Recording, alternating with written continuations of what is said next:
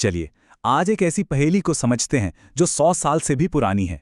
एक ऐसी गुत्थी जिसने उस वक्त भारत की पूरी कृषि व्यवस्था को जकड़ रखा था। देखिए, 20वीं सदी की शुरुआत में भारत एक बहुत बड़ा कृषि प्रधान देश तो था, लेकिन एक बहुत बड़ी दिक्कत थी। हमारी जमीन से उतनी फसल नहीं उग रही थी जितनी दूसरे देशों में, और ये बहुत बड़ी चिंता की बात थी। क्यों? क्योंकि देश की ज्यादातर आबादी की रोजी रोटी तो भाई खेती पर ही चलती थी। तो इसकी वजह क्या मानी जाती थी? वजह थी खेतों का साइज। मतलब ज्यादातर किसानों के पास आप देखेंगे तो बस 1 या 2 एकड़ जमीन थी। अब सोचिए, इतनी सी जमीन में गुजारा कैसे होगा? वो तो काफी ही नहीं थी। तो असली सवाल ये खड़ा हो गया था, आखिर भारत के खेत इतने छोटे क्यों हैं और उनसे उपज इतनी कम क्यों हो रही है? ये उस समय के बड़े बड़े अर्थशास्त्रियों और पॉलिसी बनाने वालों के लिए एक बहुत बड़ी पहेली बन गई थी। लेकिन रुकिए, कहानी में एक और ट्विस्ट है। समस्या सिर्फ ये नहीं थी कि खेत छोटे थे, बल्कि उससे भी ज्यादा उलझी हुई थी।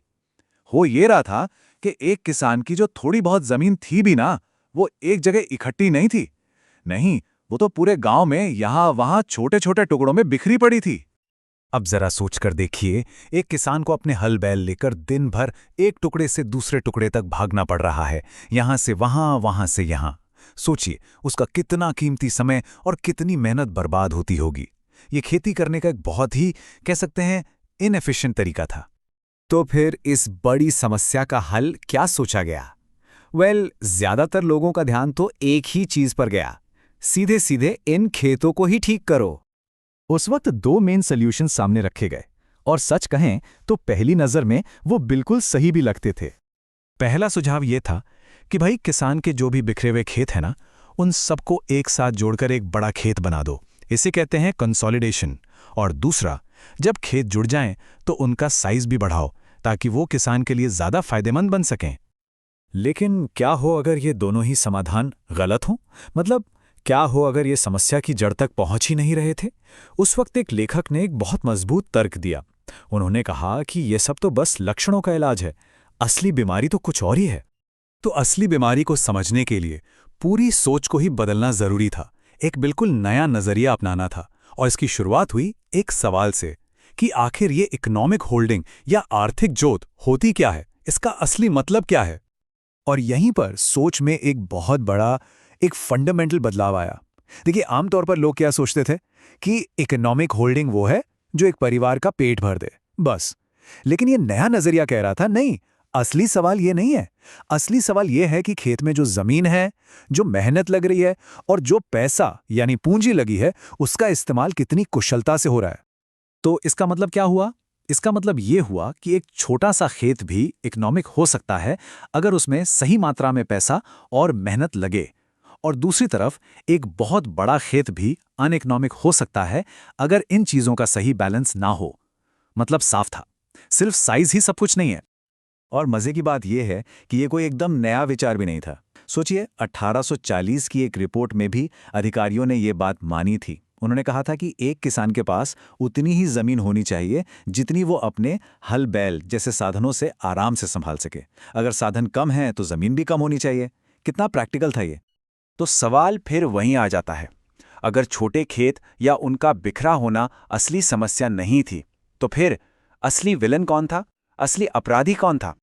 तो असली समस्या की पहली वजह भारत की आबादी का एक बहुत बहुत बड़ा हिस्सा, लगभग 71.5% अपनी रोजी रोटी के लिए पूरी तरह से सिर्फ और सिर्फ खेती पर निर्भर था। और दूसरी वजह, इतनी बड़ी आबादी खेती पर निर्भर थी, लेकिन हर इंसान के हिस्से में जमीन कितनी आती थी? बहुत ही कम। अमेरिका जैसे देशों के मुकाबले तो कुछ भी नहीं। और इसका नतीजा क्या हुआ? जमीन पर लोगों का बोझ, प्रेशर बेहिसाब बढ़ गया। एक एक एकड़ जमीन पर जरूरत से कहीं ज्यादा लोग पल रहे थे, और ये एक ऐसी स्थिति थी जो लंबे समय तक चल ही नहीं सकती थी। यही वो भारी दबाव था जिसने परिवारों को मजबूर किया कि वो अपनी जमीन को पीढ़ी दर पीढ़ी और छोटे टुकड़ों में बांटते चले जाएं। क्यों? क्योंकि लाखों लोगों के पास खेती के अलावा कोई दूसरा रास्ता था ही नहीं। उनके लिए जमीन का एक छोटा सा टुकड़ा भी कुछ ना होने से तो बेहतर ही था। तो लेखक का तर्क ये था कि इसकी वजह से खेतों पर ऐसे लोगों की भीड़ जमा हो गई जिनकी वहां असल में जरूरत ही नहीं थी। ये आइडल लेबर या बेकार का श्रम देश की दौलत को बढ़ाने के बजाय उसे ही धीरे धीरे खत्म कर रहा था। तो देखिए, बात कहाँ आकर रुकी। अगर असली समस्या खेती में नहीं बल्कि खेती पर जरूरत से ज्यादा लोगों के बोझ में है, तो जाहिर है इसका समाधान भी खेती के बाहर ही खोजना पड़ेगा। और यहीं पर लेखक का वो चौंकाने वाला कंक्लूजन सामने आता है। क्या? कि भारत की खेती की समस्याओं को सुधारने का सबसे अच्छा, सबसे मजबूत तरीका है कारखाने बनाना। जी हां, इंडस्ट्रियलाइजेशन। और ये सिर्फ कोई हवाई बात नहीं थी। उस समय के अमेरिका के आंकड़े भी इसी बात की गवाही दे रहे थे।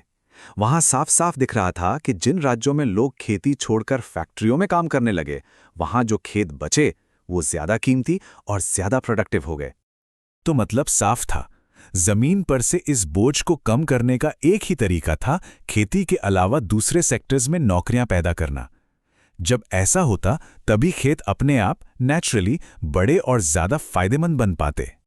1918 का ये एनालिसिस हमें आज भी एक बहुत बड़े और ज़रूरी सवाल पर सोचने के लिए मजबूर करता है। सवाल ये है कि किसी भी देश की तरक्की के लिए एग्रीकल्चर और इंडस्ट्री के बीच वो सही बैलेंस क्या होना चाहिए। सोचिए, ये सवाल 100 साल बाद भी उतना ही रेलेवेंट है।